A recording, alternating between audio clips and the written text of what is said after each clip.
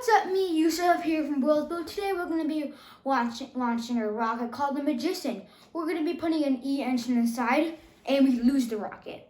We're going to be going to a farm, starting now.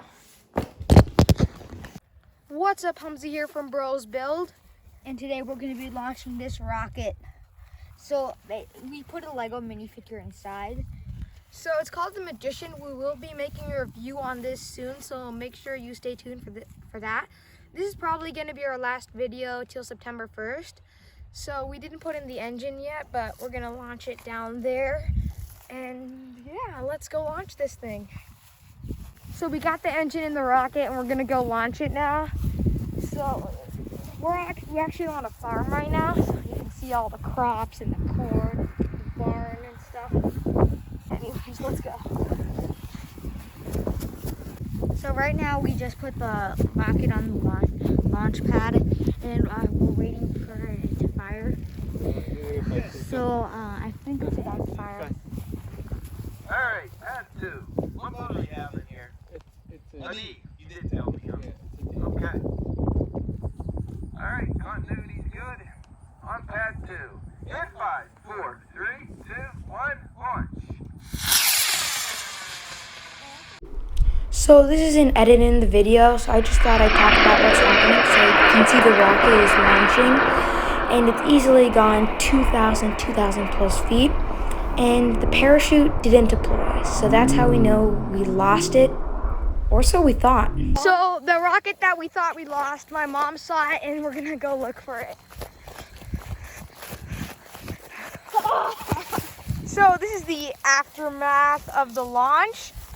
That's pretty crazy. Look at that. The Lego figure Is totaled. It has been destroyed. Let's see if I can pull this apart. So we're back from the launch site, and the Magician rocket. In the beginning of the video, we said we could do a review on this. Not anymore. I feel like I kind of want to retrieve the rocket before I do a review. So let's actually get into the detail and why the rocket's parachute didn't deploy. So let's begin. So to start off at the top of the rocket, there's this. Towards the end, we're going to be trying to take out the minifigure. So make sure you watch the video to the end. So it's just tangled up. I didn't bother untangling this because it's such a mess. So yeah, definitely don't want to untangle that mess. And it's just been crippled here on impact. There was like a little plastic part from this to this. You can actually even see a little bit of that plastic. But that got shattered and we didn't bring any of it back with us. So yeah.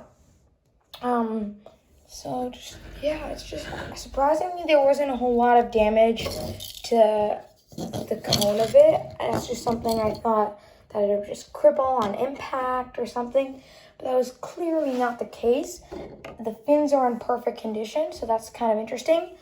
Now, what we thought went wrong with the rocket was that the engine we used, it was an E engine like I said before.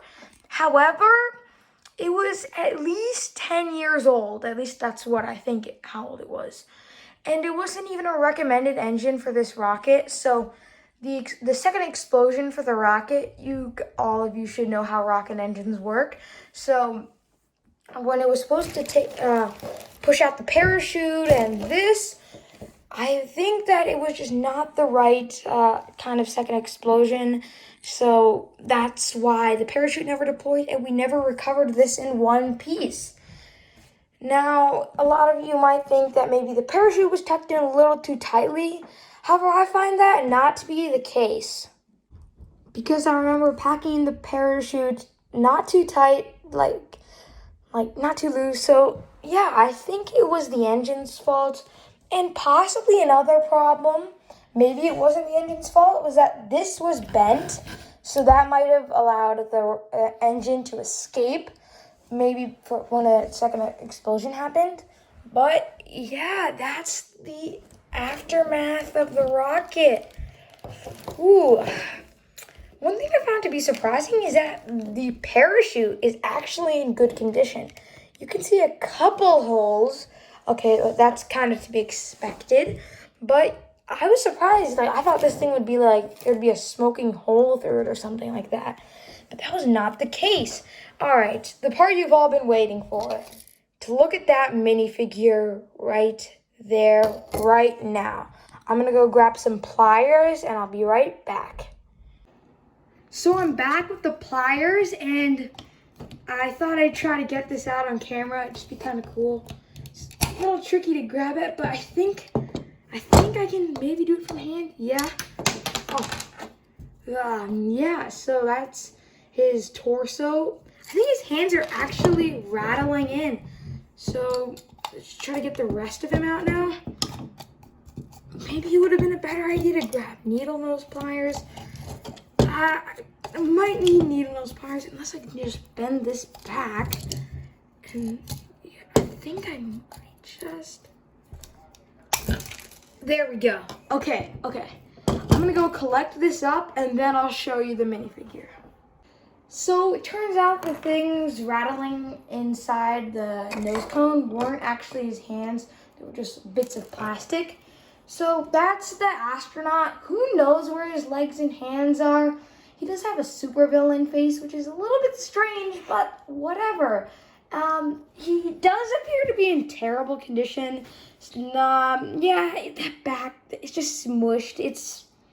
I'm actually really surprised on how damaged this was. Like, if it crashed, I thought, oh, maybe the minifigure would be like damaged, but not this damaged. Not to mention his whole legs are missing. So yeah, I think that's all about that minifigure.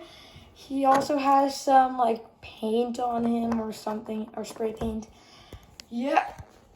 So I think that's all for this video. I don't think there's anything else to cover. I think that's it. Okay, so actually there's a couple things I'd like to make clear. So towards the beginning of this video, I did say this would be our last video till September 1st. Well, it kind of is because we are actually moving to a different state. So that's why we are not able to make as many videos as we would like to. So yeah, I guess that's all for this video, and we'll see you on our next video sometime in September, maybe September 10th or something like that. Okay, we'll see you, and bye.